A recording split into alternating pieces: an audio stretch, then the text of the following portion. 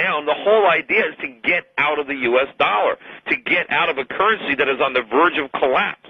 Because the people who don't get out, that just think they're playing it safe, that don't want to take any risk, so they keep their money in the dollar, they are going to be broke. They're going to be completely broke, and that is obvious. It's obvious to me that that's what's going to happen. And if you didn't believe me up until now, you got to believe me now. Look at what Ben Bernanke did. He slashed interest rates to zero. Interest rates are zero now. The money is free. There's no more cuts, right? The Fed can't cut rates anymore. They are out of bullets when it comes to rate cuts. They are at zero right now. And what did Ben Bernanke say he's going to do in the future to stimulate the economy? He is going to run a printing presses as fast as he can, and he's going to buy government bonds. He's going to buy mortgages. He's going to buy credit card debt. He's going to buy all the crap that no one else in the world would want, right? That's what he's going to do. And this is pure inflation, Latin American style. This is hyperinflation. This is Zimbabwe. This is the identical monetary policy. This is what the Weimar Republic did. And we're going to have the same result. You know, they're basically saying they're going to print money until they revive the economy. You can't revive the economy by printing money. They're going to suffocate it to death. It's going to die by hyperinflation. And don't be fooled. I saw this big report on one of the network newses today where they're trying to say how deflation is terrible, how falling prices are terrible, which of course are not deflation. That if people think prices are going to fall, no one's going to buy anything and the whole economy is going to collapse. That is utter and sheer unadulterated nonsense. And I wrote about that in my book. I've talked about it in the air. Falling prices don't stop people from buying. That is nonsense. Do cell phone prices come down? Do laptop computer prices come down? Do plasma TV prices come down? They come down all the time. Does it stop people from buying? Absolutely not. It is sheer bullshit. It is unadulterated government propaganda so they can crank up the printing presses. That's exactly what they did back in 2001 and 2002 when they raised this straw man of deflation. I talked about it and I wrote about it then. They're just trying to scare us into thinking that the government needs to save us from the scourge of being able to buy things for less money. And that the solution is, thank God the government has a solution. They're going to save us from deflation. They're going to print money, right? Which is what they want to do because they want to print it and spend it and buy their votes. But they are going to destroy this economy with this printing press money. There is no two ways about it. This is what they're doing. This is going to lead to a complete disaster. You know, it's crazy. It's like, would anybody get on a plane if they knew the pilot didn't know how to fly? Right? Would you want to go on a plane if you knew going in the guy flying the plane was completely clueless? He was just going to wing it? You know, no pun intended. Would you get on that plane? Of course not. Well, basically, the people flying the economic plane of the United States haven't a clue how to fly. And they're going to crash into the side of a mountain, and there is no hope anyone on that plane is going to survive.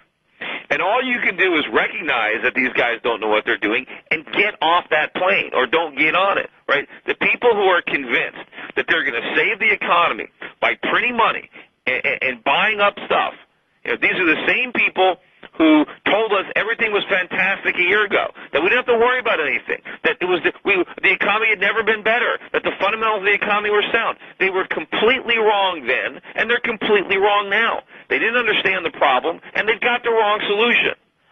There is no doubt in my mind that what the government is doing is going to destroy the economy and destroy the currency. Absolutely none whatsoever. And I am 100% convinced that anybody who has their wealth in U.S. dollars will be just as broke as the people who have their money with Madoff. It's not going to matter. It is going to be destroyed. And I don't know how much time you have. You know, with the dollar dropping 5% a week at this point, I don't know. Could the dollar snap back a little bit? Sure, of course. But what if it keeps falling? What if it's down 5% next week and 5% the week after that? And then what if it drops 10% and another 10%? Who knows? You know, at some point, a year or two from now, the dollar could be dropping 5% a day. You know that the inflation rate in Zimbabwe is over 100 million% per year. I can't even calculate what that is. But you know what? It didn't start off that bad.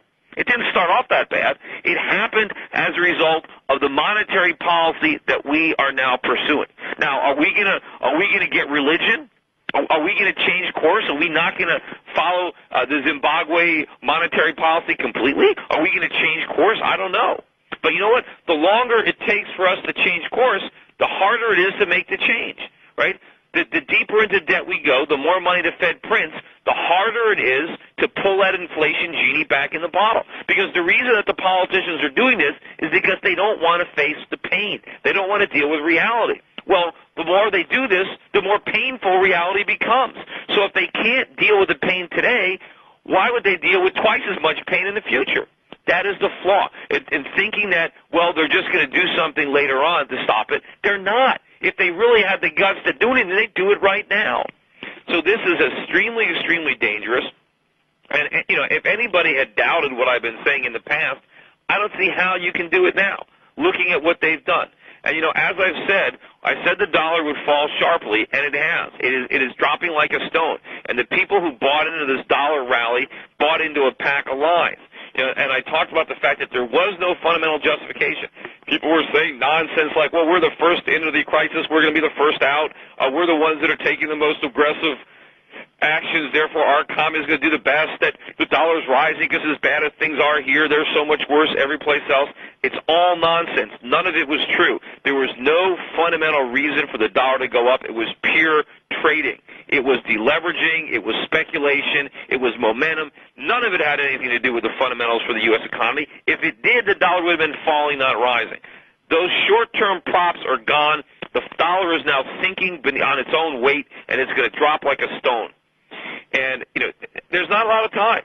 You know, as far as foreign stocks right now, look, interest rates are being slashed around the world. Stocks are the only place to be. You got to own real stuff. You can't own paper. Right now, you know, stocks are still cheap. A lot of the stocks that I've been recommending, a lot of these stocks in the last couple of weeks, 2 or 3 weeks, have gone up 30, 40, 50%, not even counting the currency.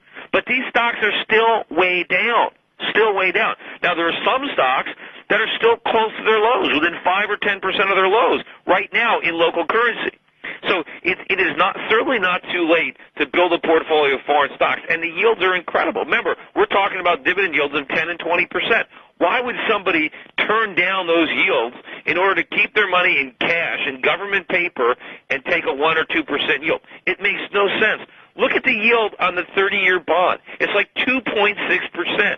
The 10-year is like 2.4%. What would anybody in their right mind buy U.S. Treasuries, holding it for 30 years to add 2.5%? No, of course not. This is insane. This is a mania. And, of course, the buyers are either traders who are buying to sell and they're trading momentum, or they're the Federal Reserve that's just buying to artificially suppress interest rates in the short run. But believe me, nobody is buying into the Treasuries with real money. Nobody is buying a 30-year government bond hoping to clip coupons for the next 30 years at 2.5%. Nobody around the world is doing that. Anybody with an ounce of intelligence is selling every U.S. government bond they have to the Federal Reserve right now. And they're taking their dollar, and they're taking the money, the dollars that they get by selling bonds to the Treasury, and they're buying euros, they're buying yen. The yen now is at a 13 or a 14-year high against the euro. They're buying other things. That's probably why you're seeing bonds rising and the dollar falling, because our foreign creditors are selling their U.S. Treasuries to the Federal Reserve. And when they get in their dollars, they're buying other currencies. And ultimately, right, when the only buyer in town is the Federal Reserve, and for all we know, they're the only buyer right now, right? The bonds are going to collapse. Nobody's going to want them because the money's going to have no value. I mean, think about it, right? What's worse than owning a dollar today? Having the promise to be paid $1 in 30 years. I don't know what the dollar's going to be worth in 30 days, let alone 30 years. Right? So you people have to understand that we are living at a very important moment in time. We are going to witness the destruction of our currency and a massive collapse in our economy. The major economic collapse that is going to be unleashed is not the result of the unwinding of all the imbalances that I've been writing about and warning about for years. Right? That's going to happen anyway. This massive disaster, this inflationary or hyperinflationary depression that the government and the central bank is leading us right into, right? This is created by government, right? This has got nothing to do with the free markets. This has got nothing to do with the tough medicine that we need to take. This is what's going to happen because the government is denying that medicine, right? The government is going to try to stimulate us when we're already close to overdose. We have too much heroin, we have too much alcohol in the system, and the government's going to shoot us up with some more, and this stimulus is they're gonna give the economy an overdose of stimulus that is hyperinflation, and there is no end to what's going to happen. And remember, every time the government stimulates this economy, no matter what they do, no matter who they bail out, they're going to make the situation worse. And every time they make it worse, guess what? They up the dosage. And every time they up the dosage, they do even more damage. I don't see any way out of this spiral right now. There is nobody in Washington. Nobody is standing up to this. It is just a perpetual loop of destruction. And all you can do is get out of the way, because it's going to destroy everybody in its wake.